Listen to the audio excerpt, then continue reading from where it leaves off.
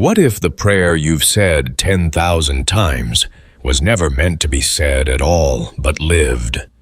What if one word inside it has stumped scholars for 2,000 years, and nobody ever told you Matthew 6 hides something, and once you see it, you can't unsee it?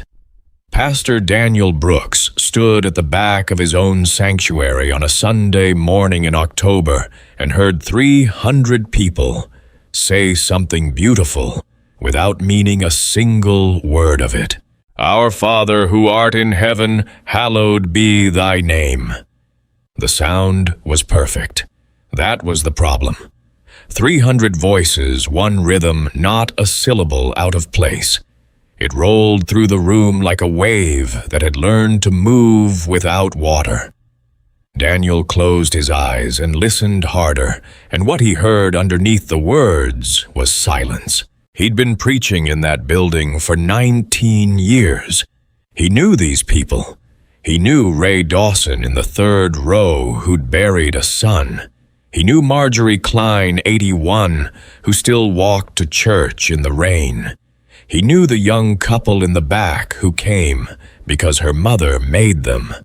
And every one of them could recite the Lord's Prayer from memory before they could tie their own shoes. That morning, for the first time, that terrified him. After the service, his associate, a young man named Caleb, found him sitting alone in the front pew with the lights half off. "You okay, Pastor?" "Ask me something," Daniel said. "What?" "Ask me what the Lord's Prayer means." Caleb laughed. Then he stopped laughing because Daniel wasn't smiling. It's the model prayer. Jesus taught it to the disciples, Matthew 6. "That's what it is," Daniel said. "I asked what it means." Caleb opened his mouth. Nothing came out. He stood there in the aisle with his hands in his pockets, and after a long moment he said quietly, "Huh?" "Yeah," Daniel said. "Huh." That was the beginning. He went home to a house that had been too quiet for 4 years. He made coffee he didn't drink. He sat down at the kitchen table with a Bible he'd owned since seminary, its spine cracked white, and he opened it to Matthew chapter 6. The way a man opens a letter, he's already read 100 times expecting nothing. He read the whole prayer in about 11 seconds. Then he sat back and said out loud to nobody, "Why these words?" It was the question that would not leave him alone for the next 7 months. Because, here's the thing, Daniel had never let himself admit from the pulpit Jesus had one shot. The disciples came to him and said, essentially, "Teach us to pray." They didn't ask for a lecture. They asked for a method. And the Son of God, who could have said anything, who had the whole language of heaven available to him, gave them 66 words in English, fewer in Greek. 66 words to summarize how a human being talks to the God who made the stars. Nothing in there is accidental, not one word, not the order, not the pronouns. And that was the first crack in the wall, the pronouns. Daniel had read Our Father 10,000 times. That night, sitting at his kitchen table at 11:40 p.m., he saw it for the first time, really saw it, and he actually pushed his chair back from the table. Jesus didn't say, "My Father." He could have. He had more right to those words than anyone who has ever lived. He said, "My Father," elsewhere. He said it in the garden. He said it on the cross. But when he taught ordinary people how to pray, farmers, fishermen, tax collectors, women whose names nobody bothered to record, he said, "Our." Daniel picked up the phone and called Caleb at midnight. "Do you know what time it is?" "Why, our," Daniel said. "Pastor, why our?" Caleb.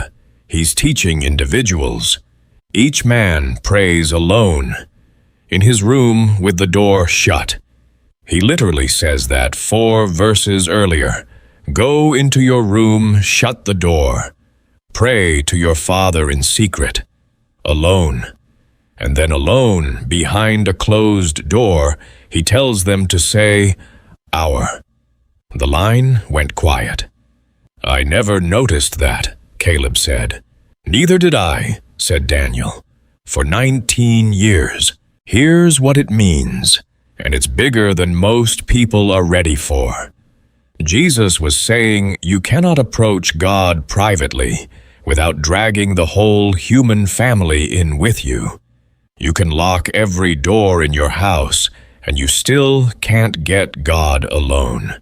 He shows up as our Father, which means the man you can't stand, he's in the room. The woman who lied about you. The son who won't call. The brother you haven't spoken to in 11 years. You want a private audience with God. There isn't one. There's a family table, and he seats you next to the people you'd rather not sit next to. Daniel put that in his notes and underlined it twice, and then sat there feeling something cold move through his chest because he knew exactly who was sitting next to him at that table, and he hadn't spoken to the man since the funeral. But that wasn't the discovery that broke him. It was the second word, Father. Daniel had grown up with a father who drank, not a monster worse in a way, a ghost, a man who came home and filled a chair and said nothing. Daniel was 53 years old and could not remember his father ever saying he was proud of him. He'd preached, God is your Father, 1,000 times, without ever once stopping to ask what that sentence did to a person who'd had a bad one. And then it hit him the people on that hillside had bad fathers too. That's the part nobody says. Jesus wasn't speaking to a crowd of well-adjusted people from stable homes. He was speaking to first-century peasants under Roman occupation. Half of them had fathers who'd been killed or crushed by debt or broken by the same empire that would eventually crucify him. Jesus knew that. He said Father anyway, not because their fathers were good, because God is. Daniel wrote in the margin, he's not comparing God to your father. He's correcting your father with God. Then he stopped writing and put his head in his hands. The next Sunday, he stood up and did something he'd never done in 19 years. He put his notes down. I want to try something, he told them. I'm going to say the first 2 words of the Lord's Prayer, and then we're going to stop. That's it. 2 words. And I want you to sit with them for 1 full minute. You could feel the room resist. 300 people who came for a sermon and got homework. Our Father, Daniel said. And then he was quiet. 10 seconds in, somebody coughed. 20 seconds in, a baby fussed and got carried out. 30 seconds in, the room changed. Daniel felt it happen the way air changes before a storm. People stopped shifting. Somebody in the middle rows started crying quietly, the kind of crying a grown man does when he's fighting it and losing. At 50 seconds, Marjorie Klein, 81 years old, said out loud in a voice that carried, I've been saying that my whole life. Daniel said, Yes, ma'am. No, she said. You don't understand. I've been saying it my whole life. Her hands were shaking on the pew in front of her. I never once thought he was actually listening. Nobody moved. And Daniel Brooks, who had a seminary degree and 19 years in the pulpit and a sermon prepared, stood in front of his church with absolutely nothing to say. That night, he made a decision that would consume the next 7 months of his life. He was going to take the Lord's Prayer apart, line by line, word by word, not the way he'd learned it in school where everything gets explained and filed away. The other way, the dangerous way, where you ask a question and let it hurt. And the questions were already lining up. Why does God's kingdom come before daily bread? Why do people get to ask for food only in verse 11 after 3 verses about God's name and God's will? Any decent salesman knows you lead with what the customer wants. Jesus buried the need in the middle. Why is forgiveness the only line in the entire prayer that comes with a condition attached as we forgive our debtors? And why did Jesus double back after the prayer was over to say it again harder, and the one that kept him awake? What is the word? Because there's a word in the Lord's Prayer sitting right in the middle of the most familiar sentence in it that appears nowhere else in the Greek language. Not in the Bible, not in Greek literature, not in a shopping list, not on a tombstone, not in a play or a letter or a legal document. 2,000 years of scholarship and the greatest minds in church history have never agreed on what it means. You say it every time you pray. Millions do. And nobody, not Jerome, not Origen, not one of them has ever been certain what Jesus meant by it. Daniel found that out on a Tuesday night in his study, reading a footnote in a commentary so old the pages were coming loose, and he read the sentence 3 times before he believed it. Then he set the book down very carefully, like it might go off. He said out loud in an empty house, "You've got to be kidding me. This is what that man spent 7 months chasing, not theory, not theology for its own sake. He was a widower in a small Ohio town who'd buried his wife 4 years earlier and had been praying words he suddenly realized he'd never understood, and he wanted to know before he died what Jesus actually handed the human race that day on the hillside. What he found changed how he prayed. It changed how he forgave. It changed what he asked God for. And it starts with a crowd on a hill, a group of religious men praying loudly on a street corner, and a carpenter's son who looked at all of it and said something so blunt that the people who heard it never forgot it. He told them they were doing it wrong. All of them. Every last one. They were doing it wrong, and he said so to their faces. Daniel found that verse on a Wednesday and couldn't get past it. 4 verses before the prayer even starts, Jesus does something that should stop every religious person cold. He doesn't open with encouragement. He opens with an accusation. When you pray, do not be like the hypocrites. Daniel read it again. Then he called Caleb because he'd started calling Caleb about everything. Do you know what that word means? Hypocrite, fake, pretender. It's a stage term, Daniel said. It's a Greek theater word. It means an actor, a man wearing a mask performing lines for an audience. That's what Jesus called them. He looked at the most religious men in Jerusalem, men who prayed 3 times a day, men who knew the law by heart, and he said, "You're acting." Caleb was quiet a second. "That's brutal.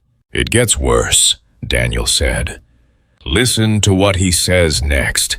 They have received their reward in full. Not they'll be punished, not God's angry. He says they got paid. Somebody watched them pray. Somebody was impressed. That's the check. That's it. That's the whole payment cashed, closed, done." "Pastor, they got exactly what they were praying for," Daniel said. "An audience, and God let them have it." He hung up and sat there a long time, because he knew, And this is the part he'd have given anything, not to know that he'd prayed like that. He'd prayed at hospital bedsides with one ear on how it sounded. He'd prayed at potlucks in that voice, that pastor voice, the one that drops half an octave and adds Lord every 4 words. He'd prayed over his own wife's casket, and even then, some small, rotten piece of him had been aware of the people watching. He wrote it in his notebook, and it looked ugly on the page, I have been paid in full my whole life. That's when he started reading the crowd instead of just the words.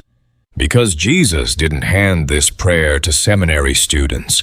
He handed it to people standing on a hillside outside Jerusalem, and Daniel started asking who they actually were. Fishermen with cracked hands, farmers who owed money they'd never repay, mothers who'd buried children most of them had in that world. That was normal. Day laborers who didn't know if they'd eat that night. And every single one of them lived under Rome, under soldiers who could commandeer their labor, their donkey, their back on a whim. And there was no court, no appeal, no recourse. These were not people with spare time for religion. That's the part we get wrong, Daniel told Caleb over coffee that Friday. We picture a peaceful crowd on a nice hillside, Sunday school flannel graph. These people were exhausted, they were occupied, they were broke. Half of them were there because they'd heard he could heal, and they had somebody at home who was dying. So, why give them a prayer? Caleb said. Why not give them bread or a revolution? Daniel set his cup down. That's the right question, he said. That's the question. Because they'd already had religion. That was the thing. They weren't godless. Jerusalem was drowning in religion. There were prayers for waking prayers, for eating prayers, for washing your hands. There were men on the corners who prayed so long and so loud that the whole street stopped. And Jesus looked at all of it and said it was theater. Then he said something that should have gotten him killed on the spot. Go into your room. Shut the door. Daniel underlined it so hard the pen went through the page. Do you understand what he just did? He said. In a culture where prayer was public, where holiness was measured by how visible it was, he told them to close the door. He took prayer away from the temple and put it in a back room in a peasant's house. He said, the holiest thing you will ever do, nobody will ever see. Caleb said, that's the opposite of everything we build. Yeah, Daniel said. It is. And then, having sent every one of them into a room alone behind a shut door with nobody watching, he told them to say, "Our." Daniel had already seen it, but he hadn't seen the why, and the why landed on him at 2 a.m, like a hand on his shoulder. You cannot say, "My Father," in that room. He won't let you. The moment you close the door and get God completely to yourself, the moment you finally have Him alone. No audience, no performance, just you. The first word out of your mouth is a word that makes room for somebody else. Our, which means the man who cheated you is your brother. Which means the woman who walked out is your sister. Which means the person you have quietly written off, the one you've decided is beyond it. God is their Father too, and He's not taking your recommendation on the matter. Daniel wrote, He locks you in a room alone and then fills it with everyone you've been avoiding. He stared at that sentence until his eyes burned. Then he did something he hadn't done in 4 years. He got out an old address book, a paper won his wife's handwriting on half the pages, and he found a name and a number, and he sat with the phone in his hand for 11 minutes. He didn't call, Not that night, but something had started. The next Sunday, he stood up and told them the truth. "I've been lying to you," he said, "not on purpose. But I've been telling you God is your Father like that's good news, and for some of you that's the worst sentence in the Bible." You could hear the room stop breathing. "Some of you had a father who hit you," Daniel said.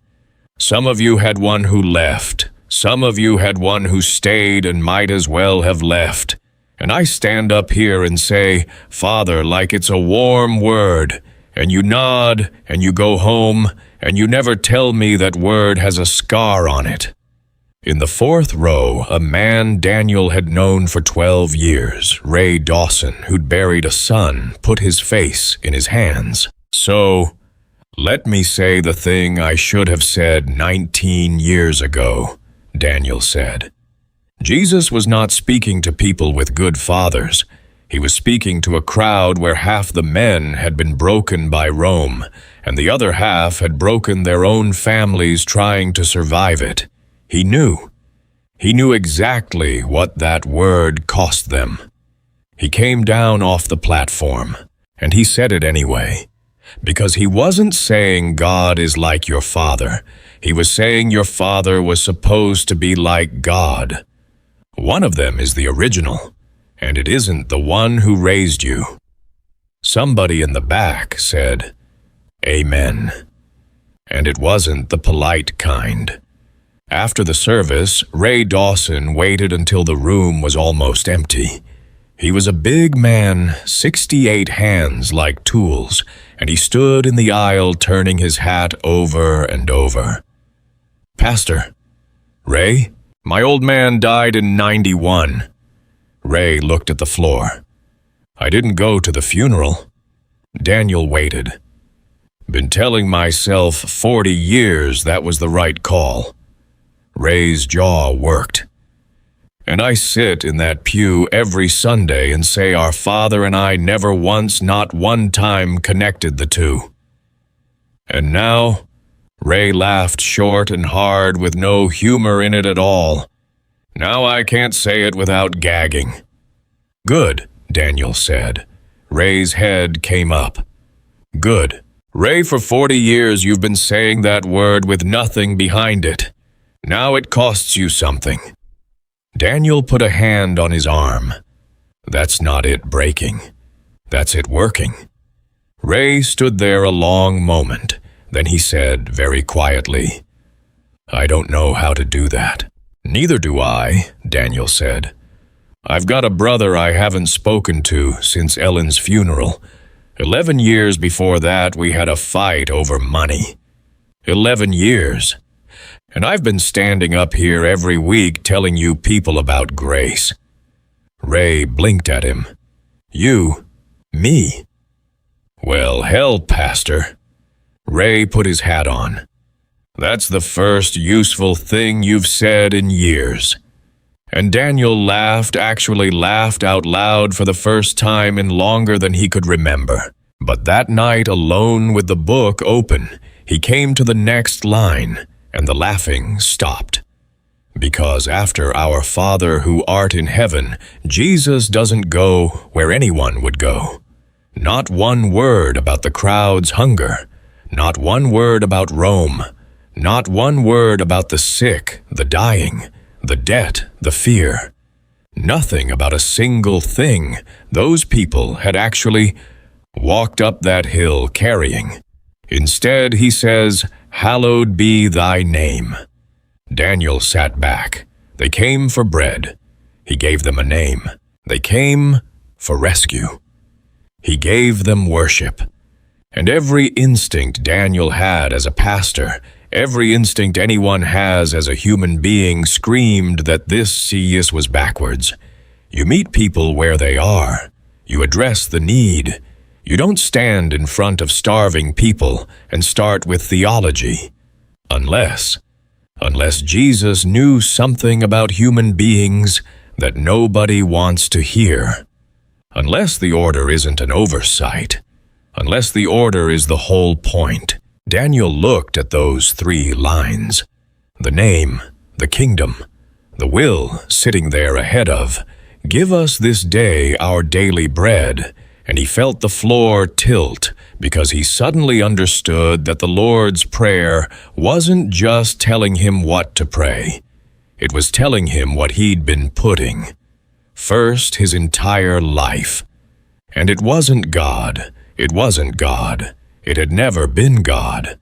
Daniel wrote the sentence down at 1:15 in the morning and then sat there staring at it like it belonged to somebody else. Every prayer I have prayed for 53 years started with me. He tried to find one that didn't.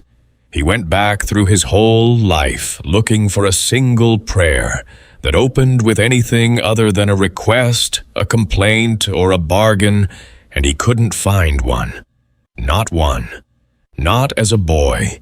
Not in seminary. Not in the hospital hallway at 3:40 in the morning 4 years ago, when the doctor came out and Daniel already knew from the man's face.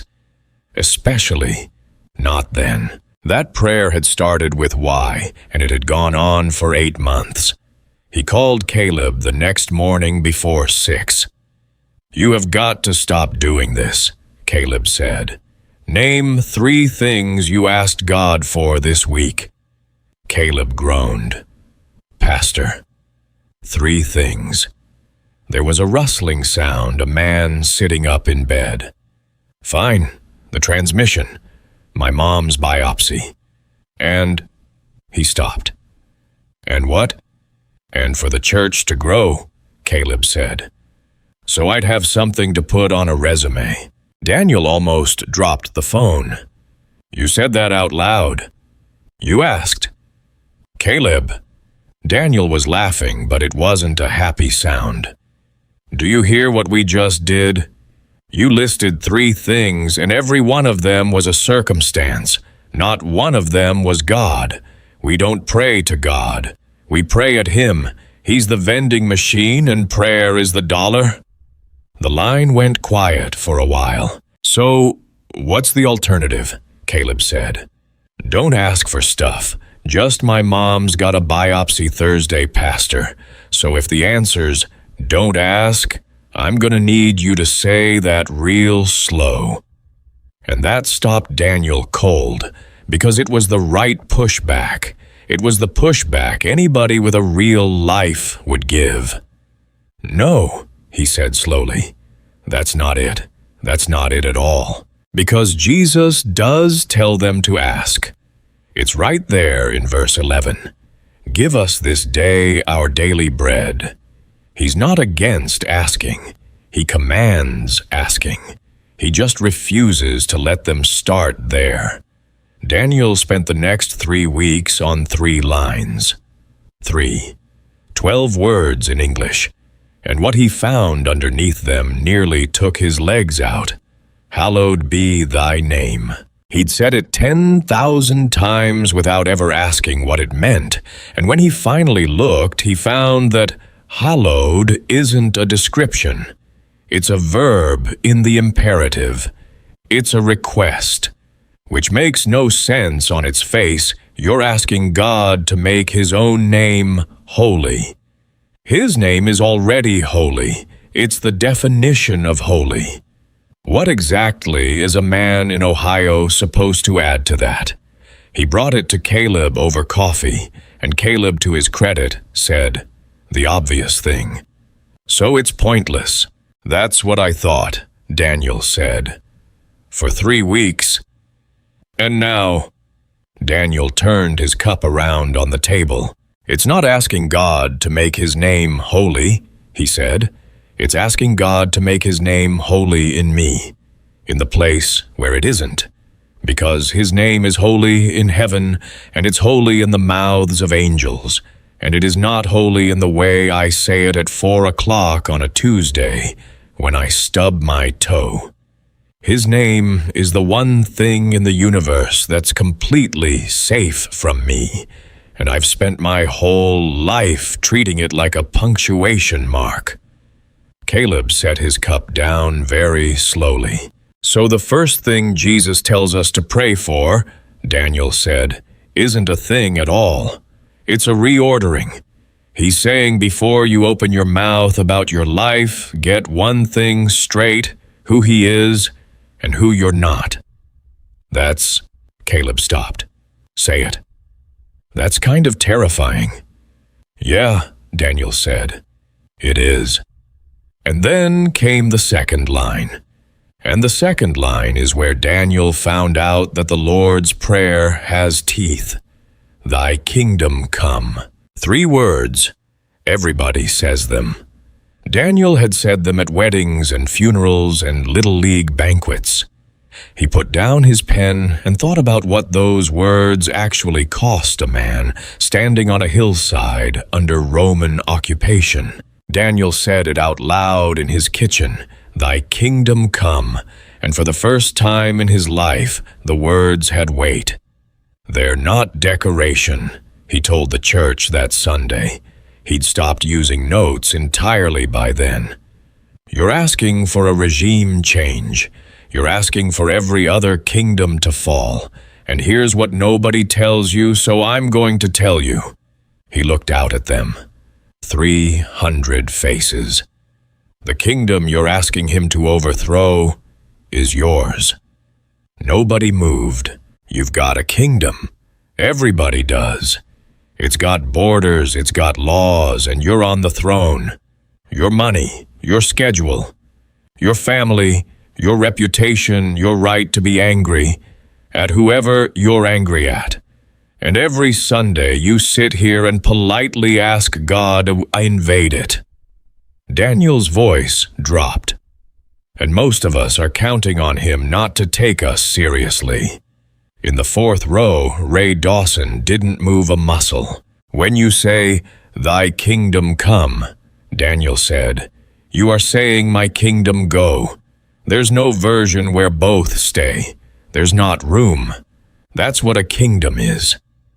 Somebody's Bible hit the floor and nobody laughed. So if you've been praying that prayer for 40 years and your kingdom's still fully intact, every wall standing, every grudge in place, every dollar still yours.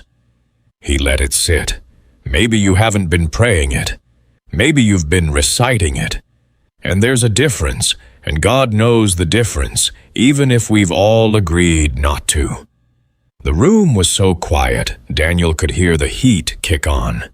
Then Marjorie Klein, 81, 4 rows back, walked to church in the rain, raised her hand. Daniel blinked. Marjorie, you don't have to... Pastor, she said, what if you're afraid of what he'd take? And Daniel Brooks, standing in front of his whole congregation, felt the question go into him like a splinter, because that was the question. That was the entire question. That was the thing he'd been circling for 4 years with a Bible in his hand and a wall around his heart. Then you say the 3rd line, he said, and you find out if you mean it. Thy will be done. He didn't preach it that morning. He couldn't. He told them he'd come back to it, and he closed in prayer, and he went home and sat in a house that had been silent since 3:40 in the morning 4 years ago, and he faced the sentence he'd been running from since seminary, because he'd prayed Thy will be done over Ellen's hospital bed. He'd prayed it with his hand on her arm at 2 a.m. while the machine did the breathing. And he had not meant one syllable of it. He'd meant heal her. He'd meant your will be done, as long as your will is what I already decided it should be. He'd meant it the way everybody means it, as a spiritual formality you tack onto the end of a demand so it sounds humble. And when the answer came back, no, something in Daniel Brooks had quietly closed, and he'd gone on preaching for 4 years with a locked room inside him. He said it out loud in the kitchen. To nobody. To him.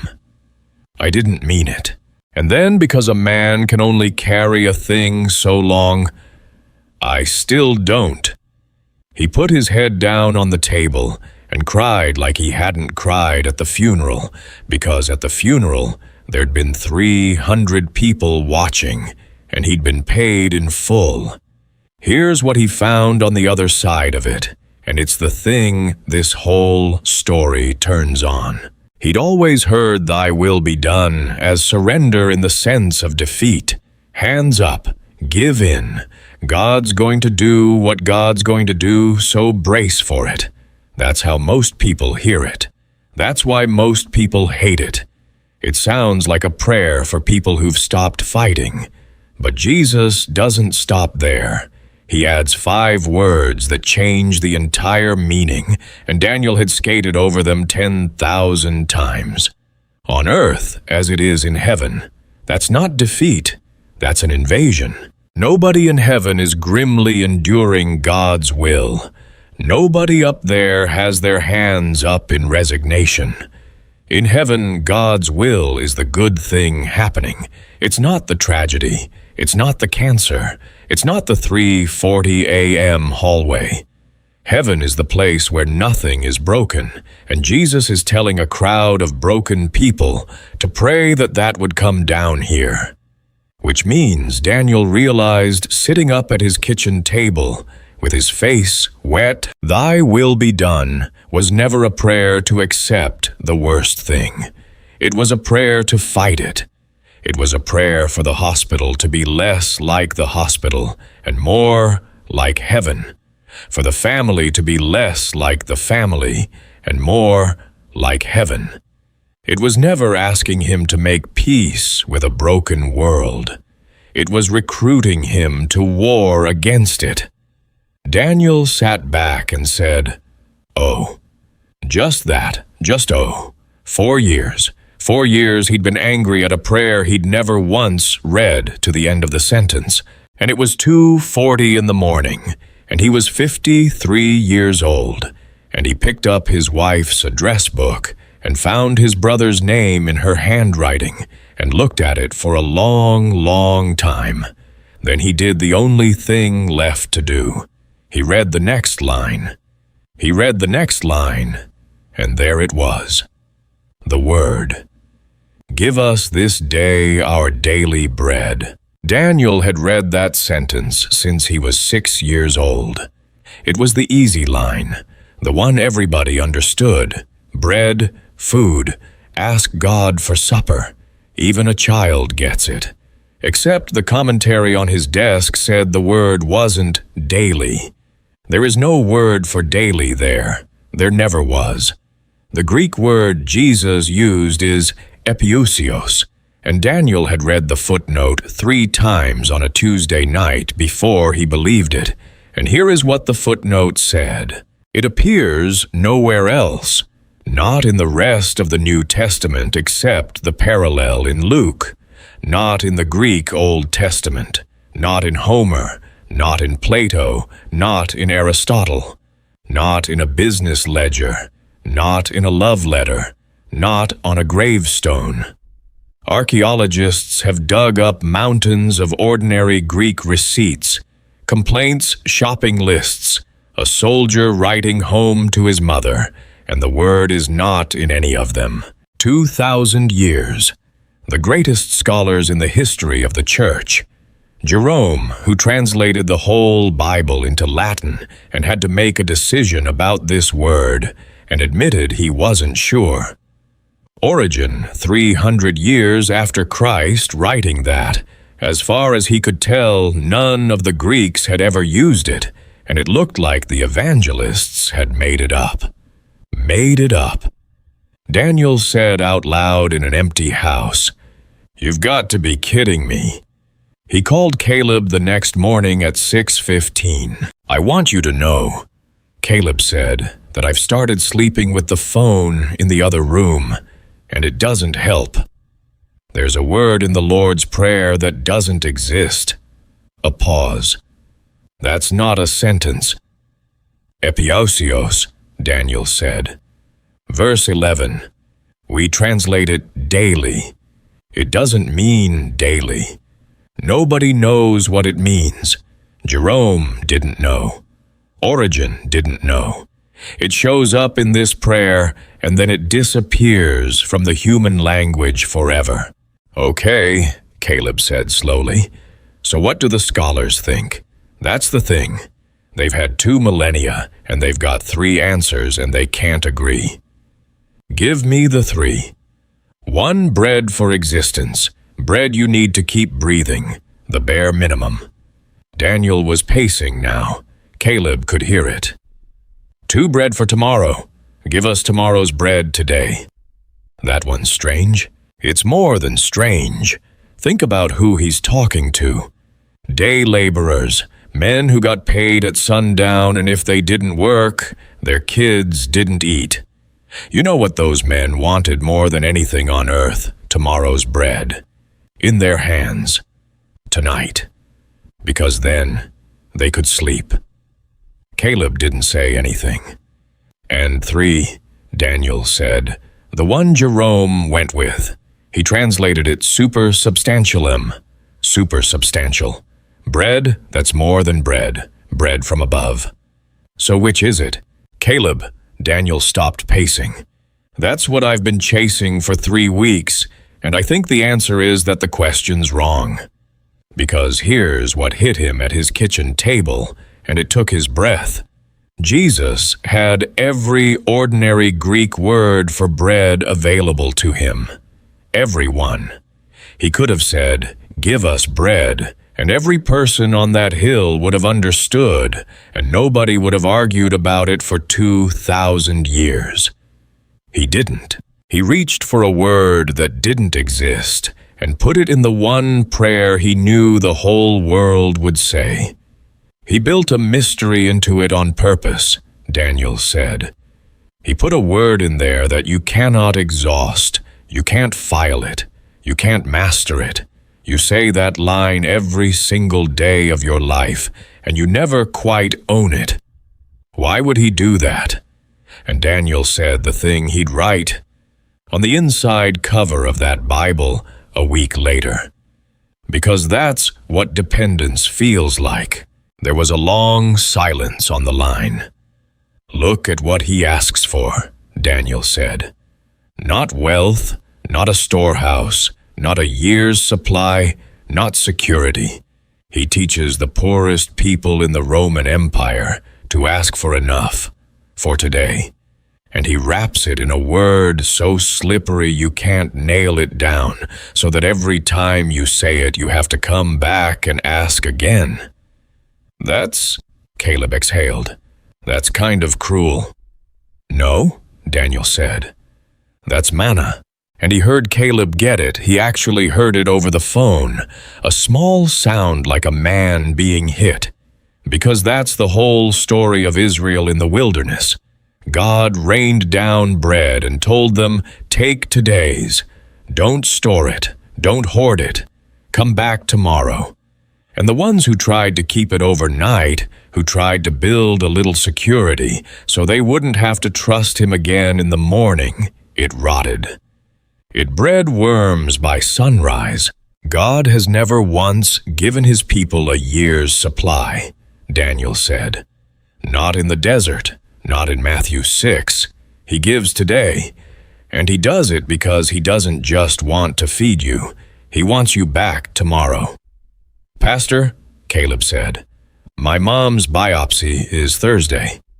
Daniel closed his eyes. I know. So, what do I pray? Give me enough. What's enough when it's your mother? Enough for Thursday, Daniel said. That's it. That's all he's promising. Not enough for the whole road. Enough for Thursday. And then you come back Friday and ask again. Caleb's voice cracked just slightly. That's a hard prayer. It's the only honest one, Daniel said. But if the bread line was the mystery, the next line was the knife. And forgive us our debts as we forgive our debtors. Daniel found it on a Thursday, and it ruined him for a week. He'd always heard it as poetry. Nice symmetry. Parallel structure. Then he actually looked at the little word in the middle as, and realized it isn't decoration. It's a measurement. He brought it to the church that Sunday and did not soften it. "There are 7 requests in this prayer," he told them. "Only one of them has a condition attached. One, and it's this one." He held up the book. "Forgive us as we forgive." You just handed God the ruler. You just told him what to use on you. He watched 300 people do the math at the same time. "And you say it every week," he said. "Some of you have said it 4,000 times. Do you understand what you've been asking for? You've been standing in this room asking God to treat you exactly the way you treat the person you can't stand." Marjorie Klein put her hand over her mouth. "And in case anybody missed it," Daniel said, "look what Jesus does when the prayer's over. He finishes, 'Amen.' And then he doubles back, verse 14. He picks up one line out of 7, this one, and says it again harder. 'If you forgive men their trespasses, your heavenly Father will also forgive you. But if you forgive not men their trespasses, neither will your Father forgive your trespasses.'" He set the Bible down. He didn't come back for the bread line. Nobody breathed. "Now hear me," Daniel said, and his voice dropped. "This is not God being petty. This is God being honest. He's not saying you have to earn it. He's saying grace is not a thing you can hold in a closed fist. If your hand is clamped shut on what somebody owes you, it is shut. It's shut both ways. Nothing gets out, and nothing gets in. That's not punishment. That's plumbing." Ray Dawson, 4th row, said out loud, "Then I'm in trouble." And the whole church heard him. Daniel looked at him for a long moment. "So am I, Ray," he said. "So am I." Because there was still a name in a dead woman's handwriting, in an address book on his kitchen table. His brother's name was Paul. The fight had been about money, about $11,000, and their mother's house, and who'd done what, while the other one wasn't there. 12 years ago. And Paul had come to Ellen's funeral, driven 6 hours, stood in the back, and left before the reception, and Daniel had seen him and said nothing. Not one word. Had let his own brother drive 6 hours and go home unspoken to. 4 years he'd carried that. He sat down that night and read the last 2 lines, "And lead us not into temptation, but deliver us from evil." And Daniel, who'd spent 30 years telling people that faith makes you strong, read it and understood that Jesus ends the prayer by teaching grown men to admit they can't handle it. That's the last thing he gives them. Not victory, not confidence. A cry for help. He knew, Daniel said out loud. He knew we'd all get here, because that's the prayer of a man who has looked at the thing he needs to do and knows he doesn't have it in him. Which was at 11:40 on a Thursday night in Ohio, an exact description of Daniel Brooks. So here is the answer. Here is what a man in a small church in Ohio found at the bottom of the most famous prayer on earth. Jesus never gave the world a prayer to say. Every line is a demolition. Our takes your isolation. Father takes your orphanhood. Hallowed takes your self-importance. Thy kingdom takes your throne. Thy will takes your control. Daily bread takes your security. Forgive takes your grudge. Deliver us takes your pride. By the time you finish it honestly, once all the way through, there's nothing left of the man who started it. That's the thing nobody told them. That's why the prayer is short. It's not a poem. It's a surgery. And you cannot say it and stay the same. You can only recite it and stay the same. Millions do. Daniel had for 53 years. He picked up the phone at 11:52 p.m. He had the address book open. His hands were not steady. He dialed 6 digits and stopped, set the phone down, picked it up again. Then he prayed the shortest prayer of his entire life, and it wasn't eloquent, and nobody was watching, and there was no reward in it for anybody. He said, "Our Father," and then he dialed the 7th digit. It rang 4 times. Daniel counted every one of them. By the 3rd, he'd already started hoping for the machine. You could leave a message on a machine, you could hang up on a machine. And then there was a click, and a voice he hadn't heard in 12 years said, "Hello, older, rougher." But it was Paul. Daniel opened his mouth, and nothing came out. "Hello?" Paul said again. "Who is this?" "It's Danny." The silence on that line went on so long that Daniel checked the screen to see if the call had dropped. Then Paul said very quietly, "It's midnight. I know. Somebody dead." And that right there was 12 years in 4 words. That was what they'd become. The only reason his brother could imagine him calling. "No," Daniel said. "Nobody's dead." Another silence. "Then why are you calling me?" Daniel had rehearsed this. He'd had a speech. He was a professional. He'd built a career on knowing what to say. And every word of it went out of his head at once, and what came out instead was the truth. "Because I've been saying a prayer for 53 years, and I finally read it." Paul made a sound that wasn't quite a laugh. "Is this a church thing, are you?" "You drove 6 hours." Paul stopped.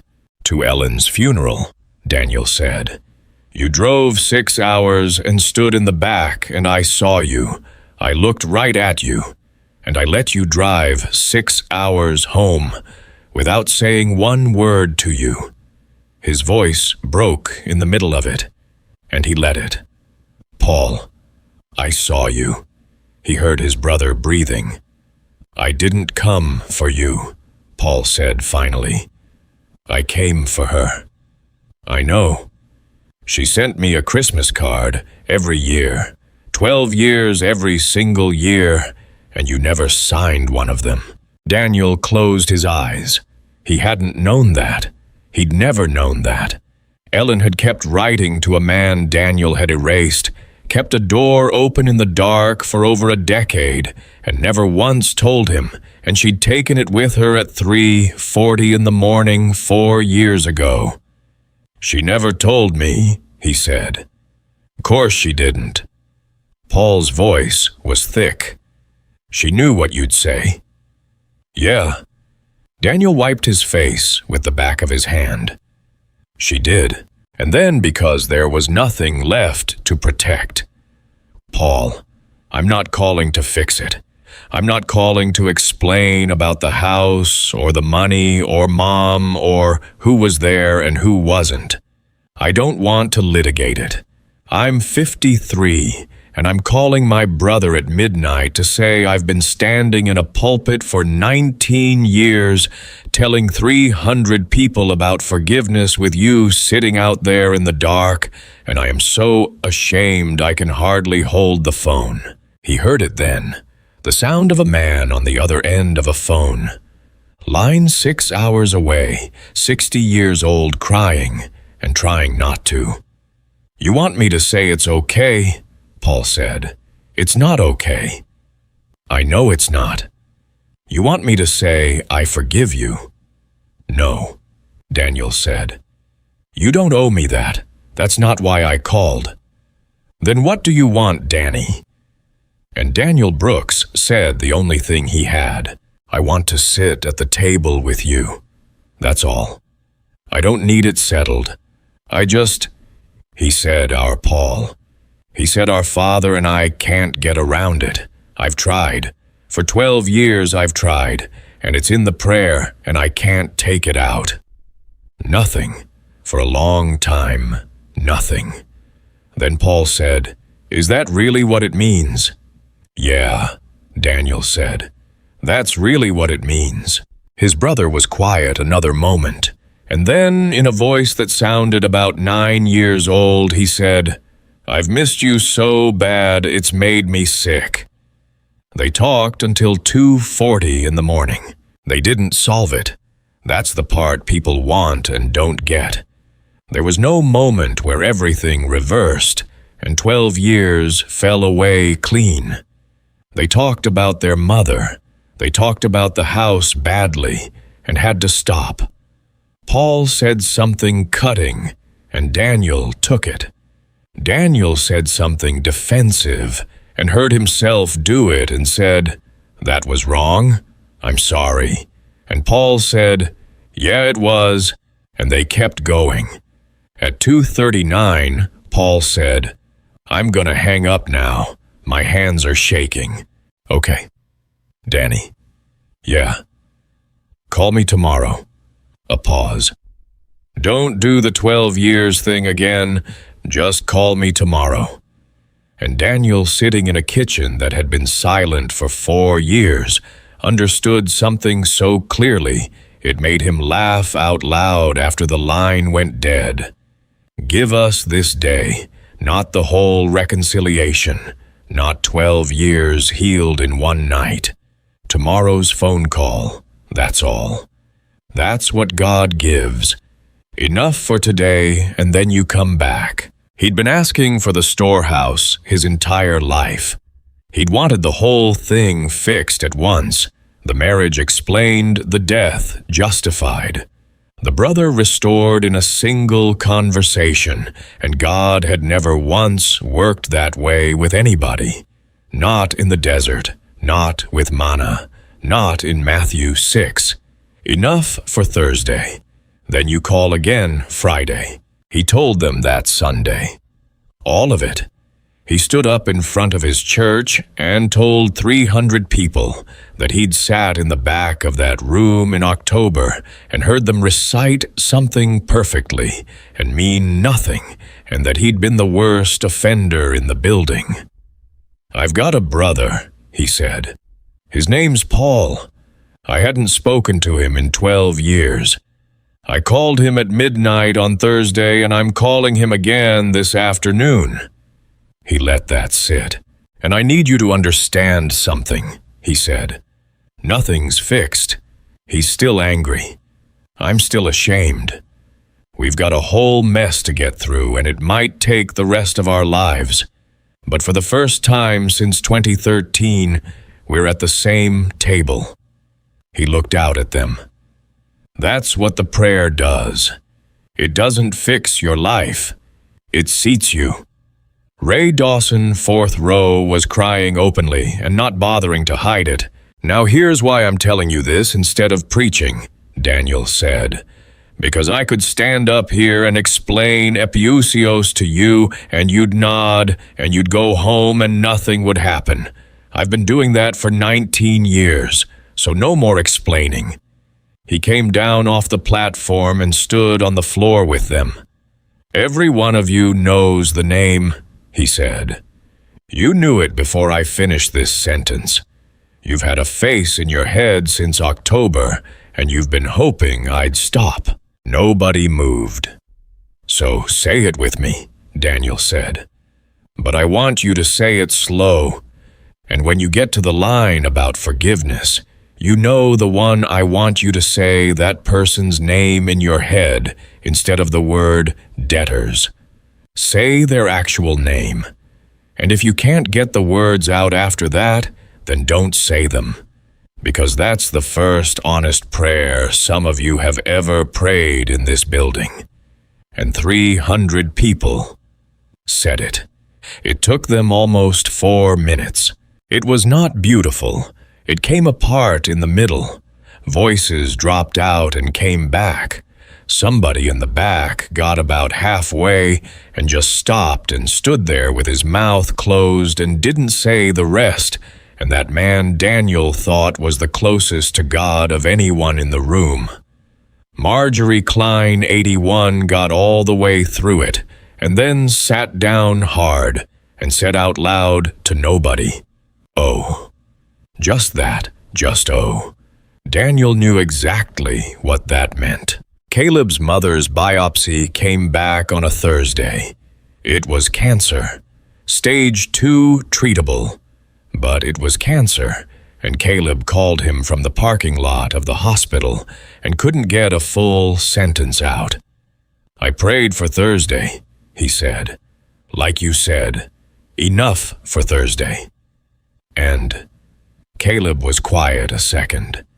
Then, "I'm still standing up." "Yeah," Daniel said. "That's what it looks like." "That's it. That's all I get." "Caleb," Daniel's voice was steady. "That's not nothing. You're on your feet in a hospital parking lot, and you're not alone, and you're going back in there. He didn't promise you a cure. He promised he'd be there when you asked. And you asked, and you're standing up." He paused. "Call me tomorrow." "Yeah," Caleb said. "Okay. That's the deal. Nobody wants it to be the deal. Everybody wants the storehouse. But 2,000 years ago, on a hillside outside Jerusalem, a carpenter's son looked at a crowd of exhausted, occupied, grieving, broke, terrified people who had every reason to walk away from God, and he didn't give them a strategy, and he didn't give them an army, and he didn't give them answers. He gave them 60 sick words. He gave them hour so they'd never be alone in the room. He gave them Father so they'd know what the word was supposed to mean. He gave them a kingdom to want more than their own. He gave them a will to fight for instead of surrender to. He gave them a word for bread that nobody has ever been able to define, so that they'd have to come back tomorrow and ask again. He gave them a condition on forgiveness because he would not let them hold a grudge and call it faith. And he ended it by teaching grown men to say, "I can't do this on my own." And here's the thing that ought to stop every one of us cold. Kings have prayed those words. Soldiers have prayed them in trenches with dirt in their teeth. Mothers have prayed them over hospital beds at 3:40 in the morning. Slaves prayed them in fields owned by men who prayed them in churches. People have whispered them in the last 10 seconds of their lives. It has outlived every empire that ever tried to bury it. Rome is gone. The prayer is not, because it was never a prayer to say. Jesus didn't hand the human race something to memorize. He handed us a way to live, a way to come home, a way to let go of what somebody owes you, a way to ask for enough and mean it, a way to stand up on Thursday when the news is bad and there's no cure coming. So here's the only question that matters, and it's yours now, not Daniel's. You know the words. You've known them your whole life. You could say them in your sleep, but somewhere out there is a phone number you haven't dialed. A name you've stopped saying. A door you've kept shut so long you've stopped noticing it's shut. And you cannot pray Our Father around it. There's no version of this where you get God alone. Pastor Daniel Brooks was 53 years old before he found that out. He'd been paid in full his whole life and never once been fed. Then one night in a kitchen with nobody watching, he said 2 words and dialed 7 digits. And for the first time since he was a boy, the prayer wasn't something he was performing. It was something happening to him. That's what Jesus gave the world on that hillside. Not a poem, not a ritual, not 66 words to fill the silence before dinner.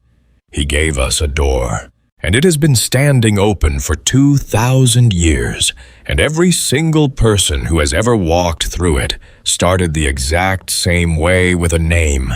They didn't want to say a phone, they didn't want to pick up, and 2 words that leave no room to hide. Our Father. Say it like you mean it, and it will cost you everything you were holding. Say it like you mean it anyway.